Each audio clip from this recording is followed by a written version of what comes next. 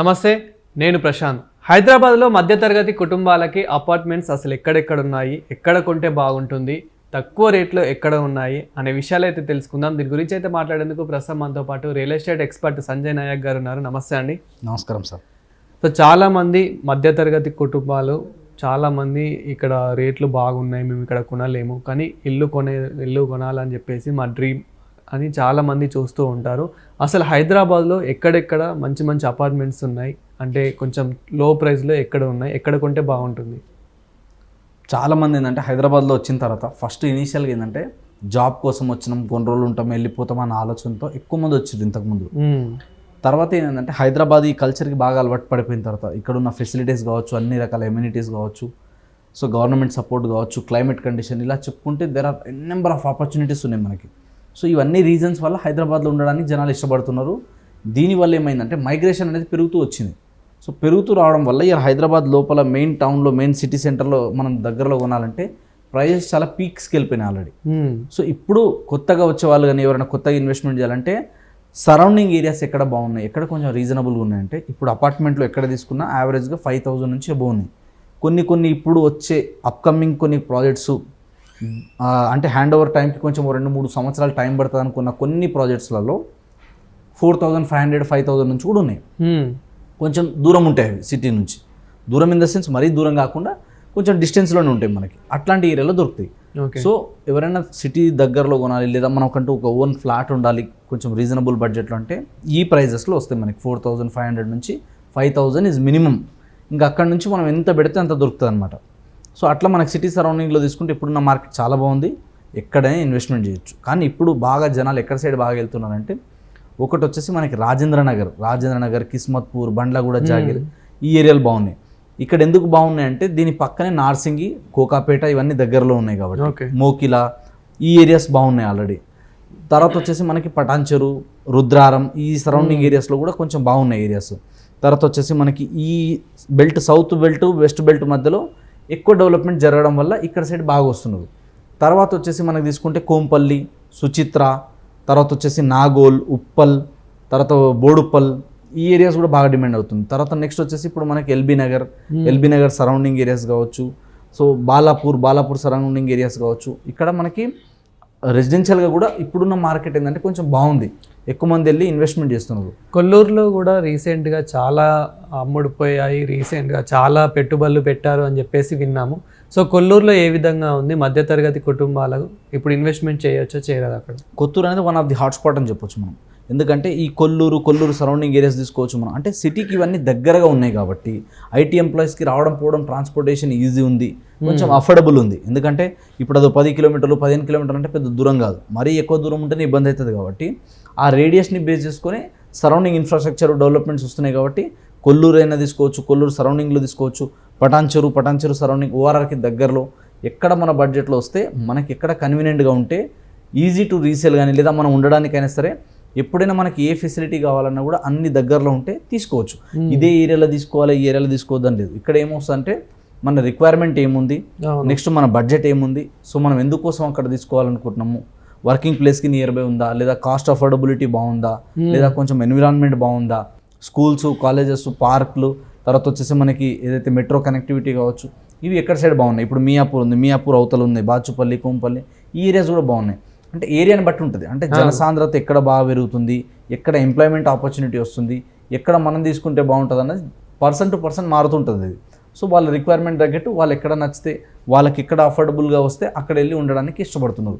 కానీ ఎక్కడ కొనాలన్నా ఇప్పుడున్న మార్కెట్ అయితే మంచి మార్కెట్. సో ఈ మార్కెట్లోనే ఇన్వెస్ట్మెంట్ చేసుకున్న, ఈ మార్కెట్లోనే ప్రాపర్టీస్ కొనుక్కుంటే కొంచెం తక్కువలో వస్తాయి. ఎందుకంటే మార్కెట్ లేదు, డల్ అయిపోయింది, డౌన్ అయిపోయింది అని ఇట్లాంటి అన్ని రూమర్స్ వస్తున్నాయి. కాబట్టి ఈ టైంలో మనం బార్గెన్ చేయడానికి కొంచెం ఆపర్చునిటీస్ అనేది ఎక్కువ ఉంటాయి. కాబట్టి ఈ టైంలో కొనడం బెస్ట్ టైం.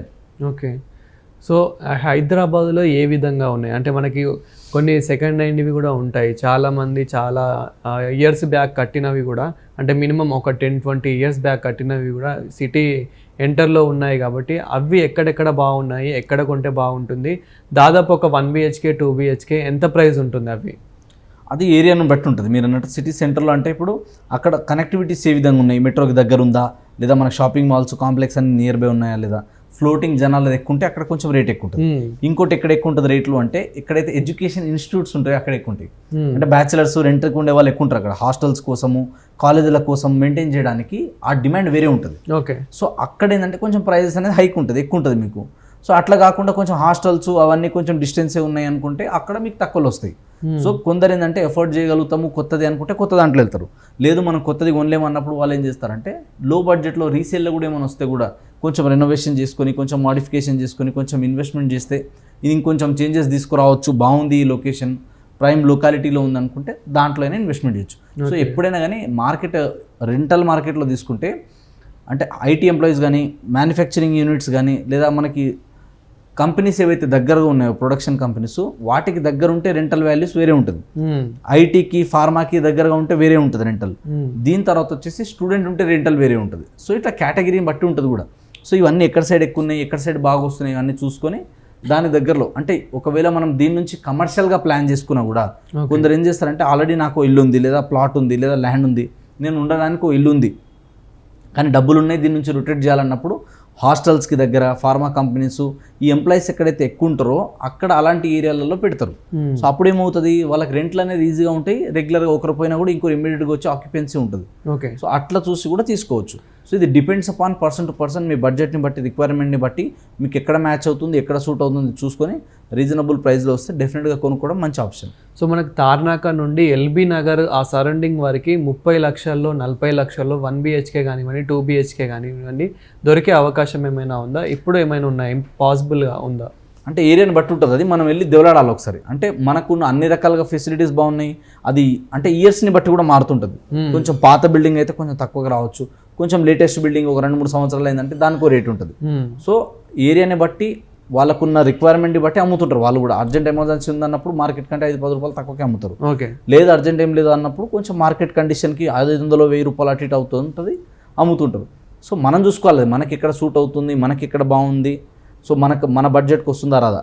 అంటే మా గురువు నాకు ఏం చెప్పిండంటే పెళ్ళికైనా ప్రాపర్టీకైనా మనీ అనేది రెడీ ఉండవు, మొత్తం పైసలు రెడీ ఎవరి దగ్గర ఉండవు. అనుకున్న దానికంటే బడ్జెట్ కొంచెం ఎక్కువ అవ్వచ్చు కొంచెం తక్కువ అవ్వచ్చు. కాబట్టి మనం ఎప్పుడు కూడా ఏంటంటే ప్రిపేర్ అయి ఉండాలి. 5-10 లక్షలు ఎక్కువైనా పర్లేదు. సపోజ్ మీరు బడ్జెట్ ఒక 40 లక్షలు అనుకోండి, ఇంకో 10 లక్షలకి మీరు రెడీ అయి ఉండాలి.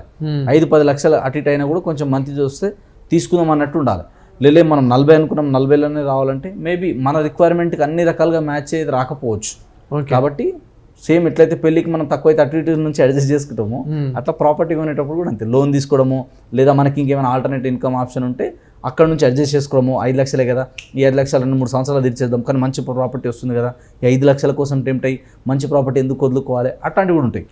అట్లా చూసి మనం ప్లాన్ చేసుకోవచ్చు, ఇబ్బంది ఏం లేదు. సో రీసెంట్గా మా ఫ్రెండ్ ఏం అడిగాడంటే మీరు రియల్ ఎస్టేట్ ఇంటర్వ్యూస్ చేస్తారు కదా, సో రియల్ ఎస్టేట్ ఇంటర్వ్యూస్లో కొంచెం ఒక డౌట్ అయితే ఉంది.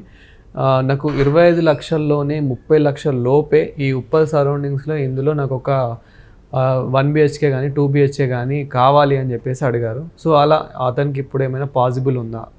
అంటే లొకేషన్ని బట్టి ఉంటుంది. మీరు అన్నట్టు ఉప్పల్ అంటే ఇప్పుడు మంచి హాట్స్పాట్, అది ప్రైమ్ లొకేషనే.